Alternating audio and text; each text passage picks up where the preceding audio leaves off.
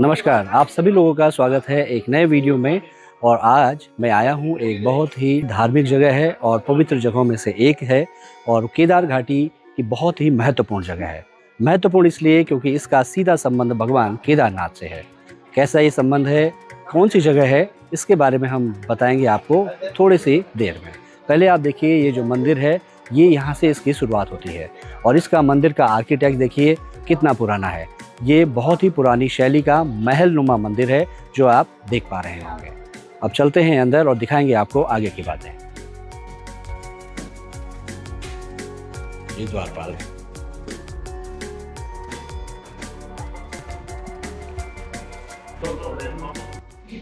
जैसा मैंने आपको बताया, ये जो जगह है बहुत ही पवित्र है और गद्य स्थल है श्री केदारनाथ की। गद्य स्थल है श्री मध्य महेश्वर की, जो कि द्वितीय केदार हैं। यहाँ पे ये इस जगह का जो है बहुत ही प्राचीन इतिहास है। ये संबंधित है श्री केदारनाथ से तो है ही है, इसके अलावा उषा और अनिरुद्ध का यहाँ पे विवाह स्थल भी है। इसके अलावा ये जो क्षेत्र है उनका महल होता था। उषा जो बाणासुर की पुत्री थी। तो ये ऐतिहासिक और जो हमारा जो इतिहास है यहाँ का वो बहुत ही प्राचीन इतिहास है, तो इसलिए ये बहुत ही पवित्र है। और जब भी यहाँ पे भगवान केदारनाथ के दर्शन आपको करने हो, जब केदारनाथ के कपाट बंद हो जाते हैं, तो ये जो जगह है ऊखीमठ, ये शीतकालीन गद्दी स्थल भी है। तो आइए हम यहाँ पे आपको पूरा इसका टूर भी कराएंगे और इस जगह के बारे में और बताएंगे। पंडित जी से भी बात करेंगे और जो पौराणिक चीज़ें हैं उनके विषय में यहाँ पे बातें करेंगे। तो दोस्तों, मैंने जैसा कि आपको बताया था, बहुत ही पवित्र जगह पे है मंदिर और इसका अधिकतर समय यहाँ पे बहुत भीड़ रहती है। इस समय 4 धाम का जो यात्रा है उसका सीज़न भी चल रहा है। भक्तों की संख्या और जो तादाद के विषय में अगर हम बात करें तो नित्य प्रतिदिन बहुत सारे भक्त यहाँ पे आके दर्शन करते हैं। इस मंदिर का इतिहास जो मुझे पर थोड़ा बहुत पता था मैंने आपको बताया। अब मेरे साथ हैं पंडित जी, उनसे हम उनका परिचय भी पूछेंगे और इस मंदिर के इतिहास के बारे में जो गूढ़ बातें हैं वो बताएंगे। तो अब हम पंडित जी से बात करते हैं। ओंकार बिंदु संयुक्तम नित्यम ध्यायन्ति योगिनः कामदम मोक्षदम चैव ओंकाराय नमो नमः। ये है बाबा ऊखीमठ ओंकारेश्वर मंदिर है। मेरा नाम है वागेश लिंग प्रधान पुजारी श्री केदारनाथ। इस समय बाबा केदारनाथ जी का और द्वितीय केदार मध्य महेश्वर जी का कपाट खुल चुका है। ये ऊखीमठ ओंकारेश्वर मंदिर है। मंदिर में एक स्वयंभू शिवलिंग है, उसके ऊपर इस समय श्रृंगार है। प्रातःकाल सुबह 6 बजे से 8 बजे तक अभिषेक, महाभिषेक, रुद्राभिषेक होते हैं। उसके बाद भगवान का श्रृंगार हो जाते, भोग लग जाते हैं। ठीक भगवान भोलेनाथ ओमकारेश्वर का पीछे एक बड़ा काला पत्थर का मूर्ति है। वो है राजा महानदाता युवनाश का पुत्र श्री रामचंद्र जी का जो पूर्वस्था, उनको 4 अवस्था में जीवन में वैराग्य आ जाता है। वैराग्य आने के बाद अपना राजबाट सब छोड़ करके देश भ्रमण करते करते इसी स्थान पर पहुंच जाता है। इसी स्थान पर उन्होंने 12 साल तक एक पांव में खड़ा होकर निराहार कठिन तपस्या करता है। तब भगवान भोलेनाथ आशुतोष महामृत्युंजय ने उनको ओमकार का रूप में दर्शन देता है। इसके लिए इस मंदिर का नाम है ओमकारेश्वर मंदिर है। बाबा केदारनाथ जी का और द्वितीय केदार मध्य महेश्वर जी का जो शीतकालीन पूजा 6 महीने पूजा इसी गर्भ मंदिर के अंदर होता है। हिमालय में भगवान केदारनाथ जी का कपाट बंद हो जाता है दिवाली का दूसरा दिन। कपाट बंद होने के बाद भगवान केदारनाथ जी का जो स्वयंभू है, ज्योतिर्लिंग है, उनको समाधि किया जाता है। समाधि मतलब योग ध्यान में बिठा देते हैं। उसके बाद अखंड ज्योति जला देते, 6 महीने तक अखंड ज्योति जलता रहता है। उसके बाद भगवान केदारनाथ जी का जो चल विग्रह उत्सव मूर्ति को डोली में बिठाकर पैदल लेके आता है। इसी गर्भ मंदिर के अंदर प्रतिष्ठापित करके 6 महीना पूजा पाठ अर्चना संपन्न हो जाता है। इसके लिए स्थान को पंच केदार का गद्दीय स्थान माना जाता है। हिमालय में 5 केदार है, केदारनाथ, मधमहेश्वर, तुंगनाथ, रुद्रनाथ और कल्पेश्वर। जब महाभारत युद्ध हुआ, युद्ध होने का बाद जब पांडवों को पाप लग गए थे, गुरुहत्या और गोत्र हत्या, वो पाप विमोचन के लिए पांडवों ने हिमालय में आया। तब भगवान भोलेनाथ आशुतोष महामृत्युंजय ने उनको पशु का रूप लेके अलग अलग स्थान पर अलग अलग रूप से दर्शन दिया। केदारनाथ में पृष्ठभाग जो बैक साइड केदारनाथ में है, मध्य महेश्वर में नाभि और उदय, तुंगनाथ में बाहु है, रुद्रनाथ में मुख और नेत्र, कल्पनाथ में जटा। ऐसे अलग अलग स्थान पर अलग अलग रूप से दर्शन दिया। यही पंच केदार बना हुआ है। ये थोड़ा सा दुर्गम स्थान में सब लोग नहीं जा पाता है। इसके लिए जो यात्री, जो श्रद्धालु हिमालय में जाके जो पंच केदार यात्रा नहीं कर पाता है, इस गद्दी का, इस मंदिर का दर्शन करने से ही पूरा 5 केदार का यात्रा पूर्ण हो जाता है और मनोकामना भी पूर्ण हो जाता है, क्योंकि साक्षात भगवान भोलेनाथ जी का 6 महीने वास इसी मंदिर का अंदर प्रस्थापित होता है। इसके लिए ये पंच केदार का गद्दी है। जो भी श्रद्धालु यहाँ आके दर्शन करता है उनका सारा कष्ट दूर हो जाता है, सुख और शांति भी प्राप्त होता है। इसके लिए ये मोक्ष नाम ही जाता है। जो यात्री श्रद्धालु हिमालय में जाके जो पंच केदार यात्रा करता है उनको मोक्ष प्राप्त होता है। इसके लिए सब मोक्ष धाम है। और एक परम पवित्र एक कहानी भी है। अंदर जगतगुरु रावल जी का गद्दी भी है, उनका बगल में उषा और अनिरुद्ध का विवाह स्थल भी है। उषा तो एक बाणासुर का पुत्र, एक राक्षस का लड़की था। अनिरुद्ध था श्री कृष्ण का पौत्र प्रद्युम्न का लड़का था। उषा ने इसी आस्थान पर वेदाध्याय पढ़ता था। पढ़ते पढ़ते एक रात स्वप्न गिर जाते। स्वप्न में एक सुंदर राजकुमार को देखता है। राजकुमार के साथ प्यार भी हो जाता है, प्यार के साथ विवाह भी हो जाते, मगर स्वप्न था। सुबह उठा, स्वप्न टूटने का वो चिंतित होगा, मेरा मन चंचलित हो गए, मैं वेदाध्ययन नहीं कर पाएंगे बोल के। पर उनका साथ एक सखी था, उनका नाम है चित्रलेखा। बहुत निपुण तो चित्र लिखने में, माया रूप का भी गान गंधर्व 100 सबको चित्र लिखा। फिर भी उषा को समझ में नहीं आता। तब दोनों माया रूप लेके ढूंढते ढूंढते जाता है। श्री कृष्ण जी का आस्थान में अनिरुद्ध सोया हुआ था। उनको अपहरण करके इसी स्थान पर उन दोनों का विवाह संपन्न हो जाता है। इसके लिए इस गांव को इस मठ कभी भी उषा मठ कहता है। बाद में उसको अपभ्रंशों की इसको उखी मठ कहता है। असली नाम है उषा से ही पूरा गांव एक क्षेत्र जाना जाता है। इसके लिए ये उषा मठ है। महादेव बोले शंकर भगवान की जय। दोस्तों, पुजारी जी जो यहाँ पे हैं उन्होंने बहुत ही भावपूर्ण तरीके से और सार गर्भित जो यहाँ का इतिहास है, पांडवों से लेके और उसके पहले श्री राम जी का यहाँ पे क्या, बहुत सारे जो लोग यहाँ आते हैं उनको नहीं पता होगा यहाँ का इतिहास। तो पुजारी जी ने जो बताया है उस इतिहास को आप जानिए। पंच जो केदार हैं उनके दर्शनों का फल मात्र आप यहाँ पे पा सकते हैं। पुजारी जी को बहुत ही ज़्यादा धन्यवाद। आपने सभी लोगों को, मेरे साथ साथ बहुत सारे लोगों को आपने ये ज्ञानवर्धन किया। बहुत बहुत धन्यवाद। सब लोग आइए, भगवान केदारनाथ जी का और पंच केदार का यात्रा कीजिए, सारा कष्ट दूर हो। भगवान भोलेनाथ जी का आशीर्वाद सदा पाइए। जय महादेव। हर हर महादेव। हर हर महादेव। पंडित जी।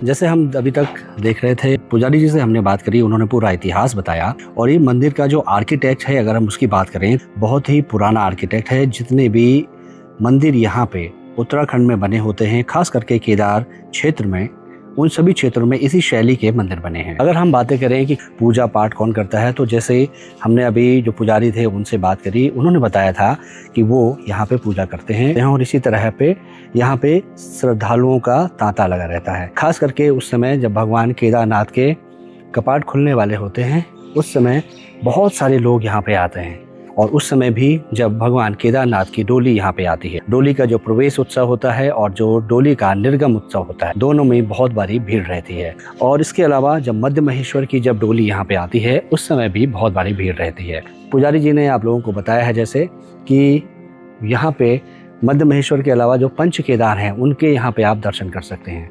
तो ये पूरा जो प्रांगण है, जैसे मैं आपको दिखा रहा हूँ, ये है।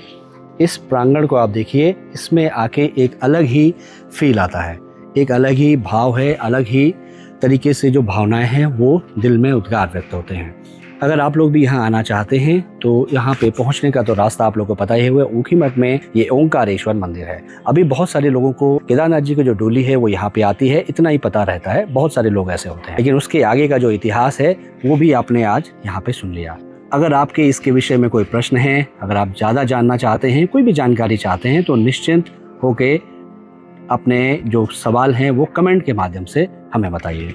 दोस्तों, ये जो आप प्रांगण देख रहे हैं, मंदिर में आप देख रहे हैं, श्रद्धालुओं का आना लगातार जारी है। जो श्रद्धालु यहाँ पे आ रहे हैं, आप सब अपनी अपनी श्रद्धा के हिसाब से जो 4 धाम करने आते हैं, वो सारे लोग यहाँ पे आते रहते हैं और यहाँ के दर्शनों का लाभ लेते हैं।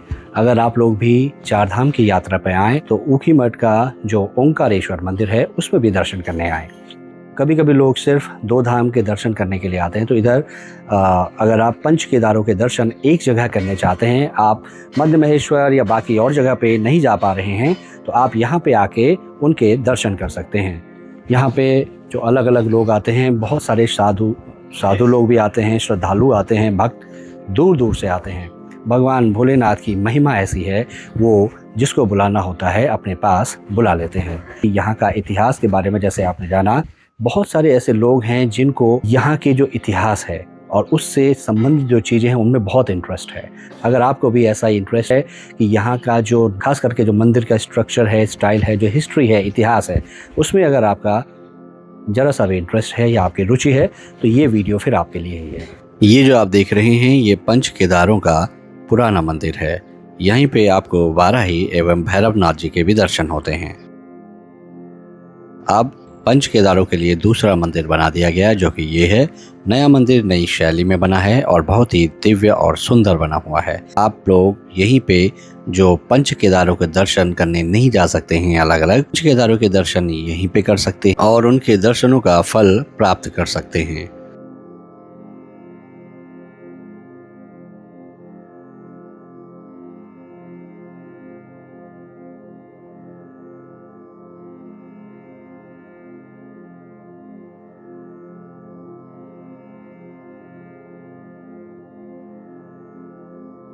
तो दोस्तों ये है मंदिर का पृष्ठभाग और यहाँ पे आप देख सकते हैं मंदिर का जो शिखर है। आप देख सकते हैं मंदिर की जो कलाकृति है, यहाँ पे जो नक्काशी है वो पूरे हिमालय क्षेत्र के जो मंदिर हैं वो इसी तरह से बने हैं। ये मंदिर का गर्भगृह होता है और इसमें ही भगवान की मुख्य मूर्तियाँ रखी रहती हैं। यहाँ पे आप देख सकते हैं श्री केदारनाथ का भी, श्री तुंगनाथ का भी जगह के हिसाब से है। कहीं पे मंदिर बड़ा है, कहीं पे छोटा है, लेकिन गर्भगृह और जो मंदिर का जो स्वरूप है वो इसी तरह से है। सारे लोग जब यहाँ पे आते हैं और भक्तों की जब यहाँ पे भीड़ रहती है तो यहाँ बहुत ही अद्भुत नज़ारा रहता है। या हर भक्त चाहता है कि उसको दर्शन हो जाए। दोस्तों अभी जैसे कि हम ओंकारेश्वर मंदिर में हैं और यहाँ पे श्रद्धालु हैं, दर्शनार्थी हैं, आए हैं, तो हमारे साथ हैं एक श्रद्धालु यहाँ पर जो दर्शन करने के लिए आए हैं। आप इनसे हम बात करेंगे। आपका नाम क्या है? संतोष कुमार। संतोष कुमार, आप कहाँ से आए हैं? लखनऊ से। तो आप चार धाम की यात्रा करने हैं, कैसे आपका क्या चार है? धाम यात्रा। चार धाम यात्रा। तो कहाँ कहाँ अभी आप होके आए हैं? अभी हम केदारनाथ होके आए हैं। केदारनाथ होके आए हैं। अब तो कैसा? बद्रीनाथ जा रहे हैं। बद्रीनाथ जा रहे हैं। कैसा अभी तक आपका अनुभव रहा? बहुत अच्छा है। यात्रा में आपको कोई दिक्कत परेशानी अभी तक? कोई परेशानी नहीं। कोई परेशानी नहीं। आप ओंकारेश्वर मंदिर के बारे में आपको पता था या किसी ने बताया है? नहीं, किसी ने बताया। तो कैसा लगा आपको यहाँ पे? बहुत अच्छा लगा। इसके बारे में पहले जानकारी थी थोड़ी बहुत भी? ये मालूम था कि 6 महीने भगवान यहाँ पर रहते हैं। अच्छा। मगर ये नहीं मालूम था कि रास्ते में पड़ेगा मंदिर। अच्छा।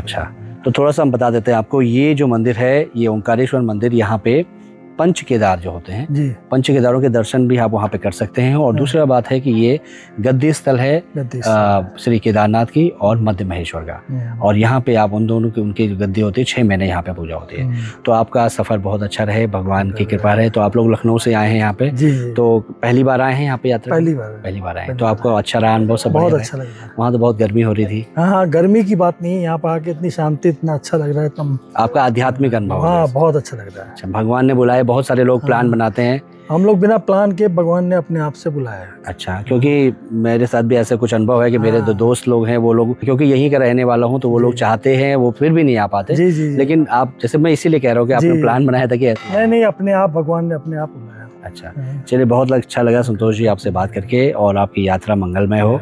भगवान आपके मनोकामनाएं पूर्ण करें। नमस्कार बात करने के लिए हमसे।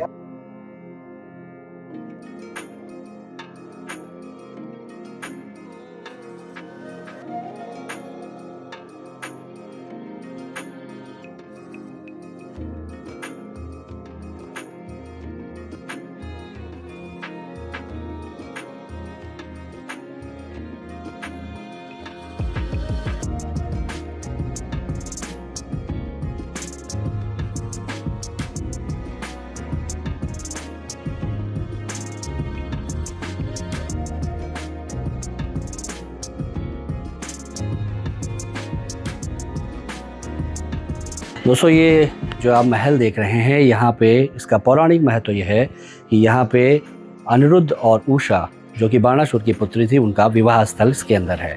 साथ ही जो यहाँ के जो रावल हैं, श्री भीमाशंकर लिंग या जो भी रावल होते हैं, उनका गद्दी स्थल भी यहाँ पे है। दूसरी बात, यहाँ पे जो एक शब्दों में या श्लोक में अगर यहाँ की महत्ता को बताना हो, यहाँ पे आपको आके क्या क्या मिलता है, क्या लाभ होता है, तो ये उसका महात्म्य लिखा है, उषा मठ महात्म्य। यत्रोषा अनिरुद्धश्च चित्रलेखा च तत्सखी ओंकारेश्वर्य तथा देवी वाराही चंडिका तथा राजर्षि चापि मंधाता तिष्ठ्येते वरप्रदा दर्शनाथ पूजनम येषम लभते वांछितम फलम। तो जो पुजारी जी ने यहाँ के बारे में बताया था, यहाँ पे अनिरुद्ध चित्रलेखा और ओंकारेश्वर के रूप में भगवान का दर्शन देना मानधाता को, और चंडिका देवी का भी स्थान अंदर है। तो ये सारे दर्शन करके आप अपनी मनोकामनाओं को पूर्ण कर सकते हैं। तो ये सारे यहाँ के बारे में है। और साथ ही अब हम बात करेंगे जो यहाँ पे जो पंडित जी हैं उनसे भी हम थोड़ा बात करके जानते हैं वो क्या हमको एक्स्ट्रा चीज़ें यहाँ पे बता सकते हैं। दोस्तों हमारे साथ हैं पंडित जी और इनसे हम अभी हमारी मुलाकात हुई, और ये पंडित जी यहाँ के विषय में बहुत ही जानकार हैं, ज्ञानी हैं, और अब इनसे हम बात करते हैं। पंडित जी आपका नाम क्या है? मेरा नाम है विश्वमोहन जमलोकी, वेद पाठी बद्रीनाथ केदारनाथ मंदिर समिति केदारनाथ उखी मठ। तो पंडित जी ये जो उषा मठ का महात्म्य हमने पढ़ा, इसमें जो बताया गया है हम इसको थोड़ा विस्तार से आप बताइए, यहाँ के बारे में बताइए।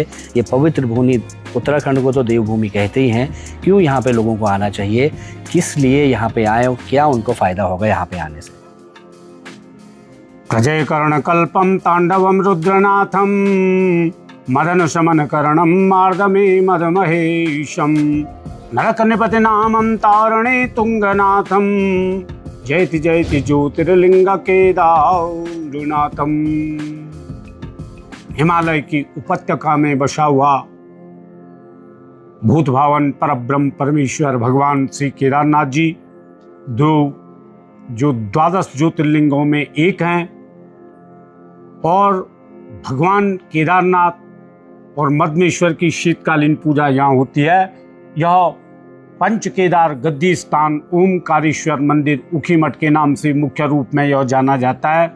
यहाँ पे जो मुख्य मंदिर है वहाँ पे महाराजा मानधाता की ध्यानावस्थित मूर्ति है, और महाराजा मानधाता एक बहुत बड़े चक्रवर्ती राजा हुए हैं, लेकिन अपने राजकाज में क्या किया क्या नहीं किया वो विषय अलग है। वैराग्य में जब आ गई तो सारा राजपाट छोड़ करके इसी स्थान पर आए और कई वर्षों तक एक पैर पे तप किया, साधना की, ओमकारनाथ सिद्ध किया, और भगवान शंकर आस्तोष से परब्रह्म परमेश्वर ने प्रसन्न होकर के ओम के रूप में यहाँ पे दर्शन दिया है। यहाँ पे भगवान शंकर का जो शिवलिंग है वो ओमकारेश्वर रूप में है। सुबह भगवान का बाल भोग महाभोग अभिषेक पूजाएं संपन्न होती हैं और दिन भर श्रृंगार रहता है। शाम को आरती दर्शन होता है। पंच केदार गद्दी स्थान ओंकारेश्वर मंदिर उखीमठ के नाम से जाना जाता है। और भगवान ने हिमालय में पांडवों को 5 रूपों में दर्शन दिया है। 5 क्योंकि पृष्ठभाग से 5 रूपों में दर्शन दिया है, जिसमें सबसे पहले हैं अग्रभाग पुष्पतनाथ नेपाल में, और जिसमें सबसे पहले हिमालय तु केदारम, जिसमें सबसे पहले भगवान श्री केदारनाथ जी हैं, पृष्ठभाग दर्शन है। द्वितीय केदार भगवान मध्यमेश्वर जी हैं, जहाँ मध्यभाग नाभि दर्शन है। तृतीय तुंगनाथ में हृदय बाहु दर्शन है। रुद्रनाथ में मुका कोका, कल्पेश्वर में जटा दर्शन है। और केदारनाथ और द्वितीय केदार मध्यमेश्वर भगवान का जो शीतकालीन पूजन होता है वो इसी मंदिर में, इसी स्थान पर होता है।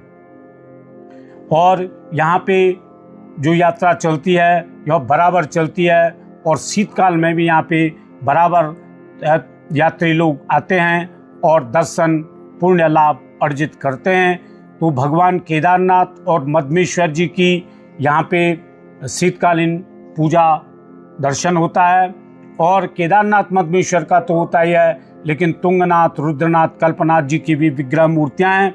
और इधर पीछे जो है भगवान के पंच केदार के 5 लिंग हैं, क्योंकि जो पंच केदार के मंदिर सब हिमालय में हैं, जो किसी कारणवश यात्रा नहीं कर पाते हैं, तो यहाँ पे पंच केदार का भी दर्शन लाभ मिलता है।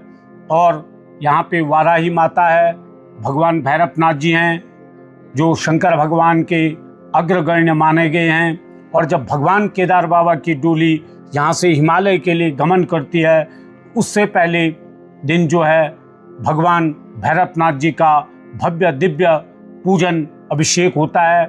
और भगवान भैरवनाथ जी हैं। इधर केदार बाबा का गद्दी दर्शन है, जहाँ पे केदारनाथ जी के कपाट खुलने का मुहूर्त होता है। परंपराएं हैं कि शिवरात्रि पे भगवान केदारनाथ जी के कपाट खुलने का मुहूर्त होता है और बंद का निश्चित है कि भैया दूज को कपाट बंद होते हैं। ऐसे द्वितीय केदार मधमेश्वर जी का भी कपाट खुलने का और बंद होने का यहीं पे जो है निश्चय पंचांग गणना के अनुसार निश्चित होता है, और जो कि समस्त जनप्रतिनिधि और बद्रीनाथ केदारनाथ मंदिर समिति, केदार जगत गुरु, यहाँ के हक हकूकधारी क्षेत्रीय पंडित ब्राह्मण वेद पाठियों के सभी के सानिध्य में भगवान का यह दिन होते हैं। और भगवान केदारनाथ जी का गद्दी दर्शन है और वहीं पे दिन होता है। वहीं पे केदारनाथ जगत गुरु जो रावल हैं उनका भी गद्दी दर्शन है। और उषा अनिरुद्ध विवाह परिणय स्थल है, जो कि मैरिज प्लेस वेडिंग डेस्टिनेशन के रूप में विकसित किया जा रहा है। और उषा बाणासुर की बेटी, अनिरुद्ध कृष्ण के पौत्र प्रद्युम्न के बेटे हुए, उनका विवाह इसी स्थान पे संपन्न हुआ है। उषा के नाम से ही यह क्षेत्र उषा मठ, ऊखी मठ कहलाता है। और उसी के बाजू में शक्ति का विग्रह है, जो महाभगवती चंडिका के नाम से जानी जाती है, जो कि सिद्धपीठ है, शक्तिपीठ है और तंत्रपीठ है। और सारी मूर्तियां जो है यहाँ जो है विद्यमान हैं। जो भगवान का मुख्य द्वार है, इस पे जो है आप देख सकते हैं साक्षात ब्रह्मा विष्णु जी जो हैं द्वारपाल के रूप में खड़े हैं। तो यहाँ पे तमाम विश्व के श्रद्धालु भक्त जो हैं आते हैं और संत साधक लोग आते हैं, और आज भी यहाँ पे अपनी अपनी साधनाएं करते हैं। और जो जिस भाव से भगवान को भजता है उसको निसंदेह मनवांछित फल की प्राप्ति होती है। पंडित जी ने यहाँ के बारे में बताया, और पंडित जी यहाँ पे वेद पाठी हैं, जैसे उन्होंने बताया वेदों का पाठ करते हैं, सारा इनको ज्ञान है। और आप सभी लोगों को, जो भी भक्त लोग हैं भगवान भोलेनाथ के, यहाँ पे देखना चाहते हैं, समझना चाहते हैं और पंडित जी से स्वयं मिलना चाहते हैं, तो आप यहीं पे मिलते हैं। जी जी जी, पंडित जी यहीं पे मिलते हैं, आप इनसे मुलाकात भी यहाँ पे कर सकते हैं और पूजा पाठ भी यहाँ पे आपकी करवा सकते हैं। पंडित जी आपका बहुत बहुत धन्यवाद, आपने हमको इतना ज्ञान से अवगत कराया और सार गर्भित वर्णन किया। और मेरे साथ साथ उन सारे लोगों को बताया जिनको ये पता नहीं था। बहुत बहुत धन्यवाद आपका।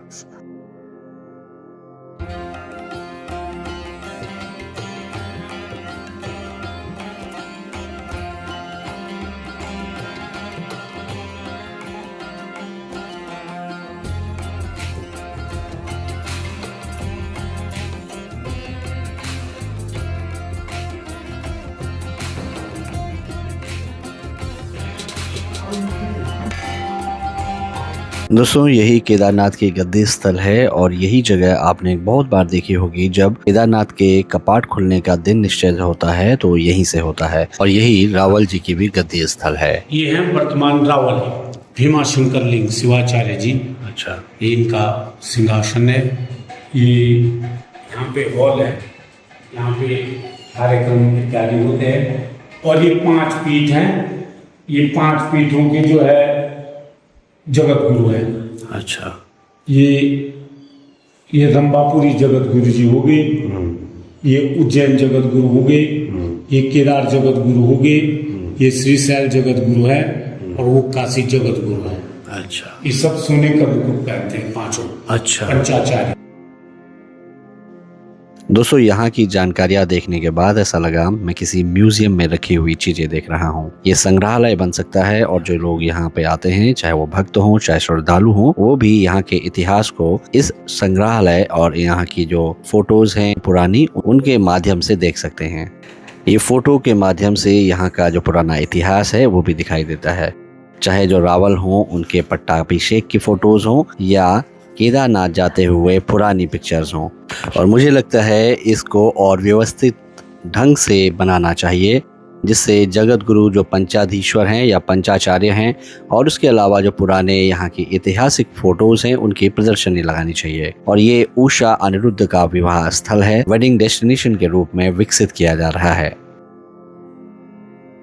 दोस्तों, ये जो जानकारियाँ हैं आपको, ये बहुत ही ऐसी जानकारियाँ हैं जो बहुत सारे लोगों को नहीं पता होते हैं। और धन्यवाद हो पंडित जी का, जिन्होंने आज हमको ये मौका दिया, जानने का मौका दिया और बताने का।